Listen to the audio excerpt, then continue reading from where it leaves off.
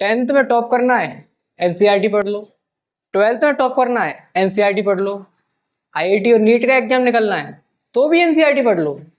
लेकिन भाई सब लोग बोलते हैं कि एनसीईआरटी पढ़ लो पढ़ लो पढ़ लो, पर किसी ने आज तक ये नहीं बताया कि एनसीईआरटी को पढ़े कैसे। तो आज की वीडियो में मैं आपको बताने वाला हूं कि एक एक लाइन एनसीईआरटी को किस तरह से पढ़ा जाए जिससे आपको लंबे समय तक याद रहे, ताकि आप एग्जाम में अच्छा करके आए। देखो, एनसीईआरटी कहाँ इंपोर्टेंस रखती है? साइंस में, सोशल साइंस में, आप केमिस्ट्री, फिजिक्स, मतलब इन सब्जेक्ट में तो एनसीईआरटी इतनी इंपोर्टेंस रखती है कि आप पूछो मत। अभी बताता हूँ कि एनसीईआरटी पढ़नी कैसी है। तो सबसे पहले एनसीईआरटी का लोगों को इंपोर्टेंस बताता हूँ कि एनसीईआरटी का इंपोर्टेंस क्या है। देखो, एनसीईआरटी की इंपोर्टेंस समझो। सबसे पहले समझ लो कि एनसीईआरटी ही असली बाइबल है। बाइबल समझते हो ना? आप अपने महाभारत में गीता भी बोल सकते हैं इसको। चलो, सीबीएसई हो या बोर्ड या जेईई मेंस और नीट जैसे एग्जाम में एनसीईआरटी की इंपोर्टेंस इतनी है कि 95% से ज्यादा डायरेक्ट एनसीईआरटी से सीधे आपको लाइन की लाइन लिखे हुए एग्जाम में क्वेश्चन मिल जाते हैं। किससे? एनसीईआरटी से। ये होती है एनसीईआरटी के अंदर। 12th में आपको केमिस्ट्री, फिजिक्स, बायोलॉजी सबके एग्जाम्पल्स बार बार रिपीट होते हैं, एक बार, दो बार, तीन बार, चार बार एनसीईआरटी से रिपीट होकर क्वेश्चन आते हैं। तो ये तो आपको एनसीईआरटी की इंपोर्टेंस हो गई। अभी बात करते हैं कि आप एनसीईआरटी पढ़े क्यों, कैसे पढ़े। ये तो क्या होगा, एनसीईआरटी क्यों पढ़ रहे हो आप लोग। अब एनसीईआरटी को कैसे पढ़े? सबसे पहले आपको एनसीईआरटी एक स्टोरी की तरह पढ़नी है। मतलब आप एक मूवी की तरह सिनारियो लेके चलो कि एक स्टोरी चल रही है, राजा था और राजा मर गया। आपको पूरी स्टोरी कंबाइंड करके पढ़नी है कि राजा था तब कैसा था और मरा था तब कैसा था। चलो, नेक्स्ट पॉइंट है अपना पढ़ने की सही टेक्निक। देखो, पहले तो नॉर्मल रीडिंग करो। हाँ, कि एक नगर में एक राजा रहता था, उसके यहाँ दो पुत्र थे। एक पुत्र का नाम सुभद्रु और दूसरे पुत्र का नाम भद्रु। सुभद्रु गया जंगल में, भद्रु गया खेत में। सुभद्रु मर गया, भद्रु मर गया, इसी वियोग में राजा मर गया। तो ये तो क्या हो गई नॉर्मल रीडिंग। अब फिर दूसरी केसी के बाद में पूरा चैप्टर बस स्टोरी की तरह पढ़ो। अब देखो, फिर से इसको अगर मैं दूसरी दूसरी बार पढ़ रहा हूँ कि एक राजा था, उसके यहाँ दो पुत्र थे, सुभद्रु भद्रु। एक गया जंगल में, एक गया खेत में, इसी वियोग में राजा मर गया। अब तीसरी बार इसको लाइन को समझो मत, मतलब रटो मत, समझो। अब देखो, आप लोग इसमें समझो कि राजा क्यों मरा।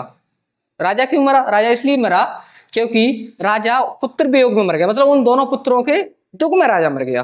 तो ये क्या होगा, पूरा एनसीईआरटी एक स्टोरी की तरह होगी आपको। अब आप लोग हमेशा याद रखोगे कि राजा क्यों मरा। राजा पुत्र वियोग में मरा, राजा के पुत्र के नाम सुभद्रु भद्रु, और राजा का पुत्र कहाँ गए, एक जंगल में गए, एक खेत में गया। तो ये पूरी एनसीईआरटी एक स्टोरी की तरह पढ़ो, जैसे मैंने बताया है आप उसी तरह से पढ़ो। देखो, सेकंड रीडिंग हाईलाइट करो, जंगल को हाईलाइट कर लो, और कहाँ गया खेत को हाईलाइट कर लो, और उसके पुत्रों को हाईलाइट कर लो। तो ये हाईलाइट करके होती है। इंपोर्टेंट डेफिनेशंस फॉर्मूला एग्जाम पर अंडरलाइन करो, जैसे मैंने बताया वैसे ही बिल्कुल एज इट इज ऐसे ही करना है। देखो, बायोलॉजी में डायग्राम्स बनाओ। अभी मैंने बोला जंगल में गया, तो यहाँ पर एक जंगल भी तो बना होगा ना, एक पेड़ जंगल बना दिया। और फोकस करो केमिस्ट्री में रिएक्शंस। अब रिएक्शन मतलब इस स्टोरी में रिएक्शन क्या हुआ था, इस स्टोरी में रिएक्शन क्या हुआ, इस स्टोरी में रिएक्शन ये था कि उधर जाते ही राजा मर गया, उधर पुत्रों के घर से निकलते ही राजा मर गया। तो इस स्टोरी में रिएक्शन क्या हुआ, पुत्र निकले और राजा मरा। एक क्या है रिएक्शन, केमिस्ट्री की रिएक्शन को इसी तरह रट लो, रटो मत, समझ लो कि आप लोग ऐसे कर दो कि एनसीईआरटी का एक लाइन आपके लिए इंपोर्टेंस और महत्व रखती है, और ऐसी चीज आपको बोर्ड एग्जाम देने जाओगे तब समझ में आएगी। तो थर्ड रीडिंग एक्टिव रिकैल। चलो, अब किताब बंद करके खुद से सवाल पूछो, ये फॉर्मूला क्या है। अभी मैं आपसे पूछता हूं कि राजा के बेटे का नाम क्या है, आप लोग बता दो, सुभद्रु भद्रु। इसी तरह खुद से सवाल करो, खुद से। रिएक्शन कहाँ यूज होती है, जब राजा का पुत्र जंगल में गया तो कौन से वियोग में मरा, पुत्र वियोग में मरा। क्यों मरा, पुत्र वियोग में मरा। दो शॉर्ट नोट्स बनाओ। अभी मैंने पूरी स्टोरी बताई आप लोगों को, अभी मैं इसका शॉर्ट नोट्स बनाऊं। देखो, शॉर्ट नोट्स मैंने बना दिया।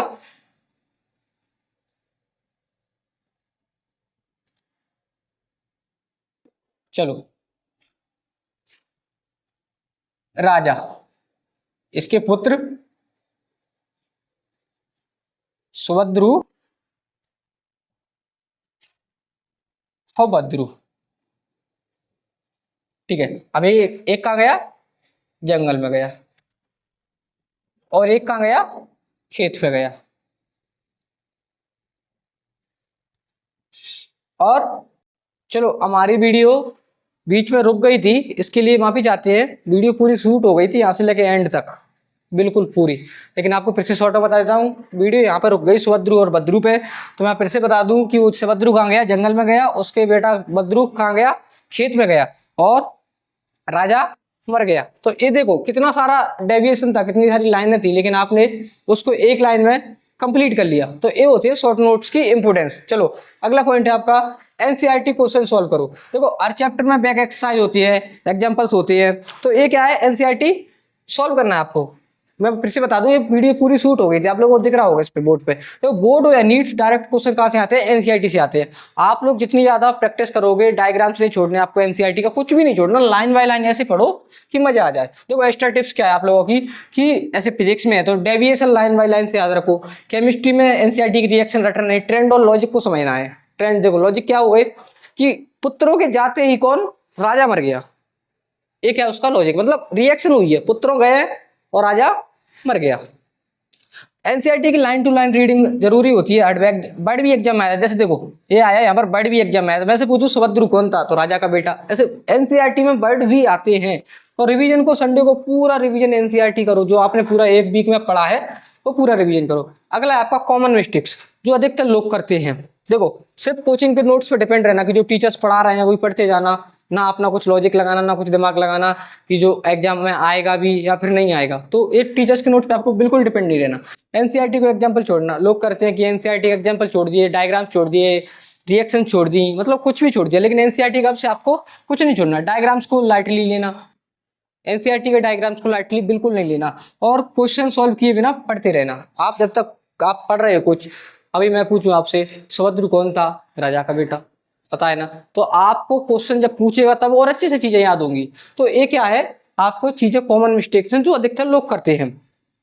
तो ये थी अपनी वीडियो, जो एनसीईआरटी को पूरा कैसे पढ़े। याद रखना, टॉपर बनना है तो एनसीईआरटी पढ़नी पड़ेगी। अगर आप लोगों को एवरेज मार्क्स चाहिए तो आप बिना एनसीईआरटी के भी ला सकते हो। और ये सब वीडियो टॉपर्स के लिए थी। आपने इस वीडियो पर क्लिक किया मतलब आप भी टॉपर हो। और ये वीडियो आपको पसंद आई हो तो एक लाइक करना, चैनल पर नए तो सब्सक्राइब करना। मिलते हैं किसी नेक्स्ट वीडियो में, तब तक के लिए जय हिंद, जय भारत।